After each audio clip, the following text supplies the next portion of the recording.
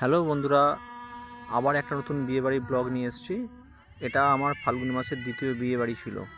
বিয়েটা হচ্ছে আমাদের পাড়ারই আমার ভাইপো রক্তিমের। আর যার সাথে বিয়ে হচ্ছে মানে কনের নাম হচ্ছে ইতি। তো তোমরা দেখতেই পাচ্ছ, বিয়েবাড়িতে গেছি, এটা বিয়ে হচ্ছে, বিয়ের আসর বসছে, দুজনের বিয়ে হচ্ছে। ঠাকুরমশাই মন্তব্য করছে। বিয়েবাড়িতে খুবই মজা হয়েছে, খুবই আনন্দ হয়েছে, আর খুবই ডেকোরেশন খুবই ভালো করেছিল।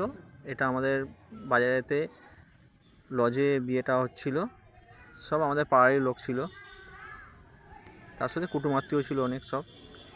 তোমরা দেখতেই পাচ্ছ সবাই বসে আছে, দাদারা বৌদি সব। আমিও তার সঙ্গে ছিলাম, গল্প আনন্দ করছিলাম।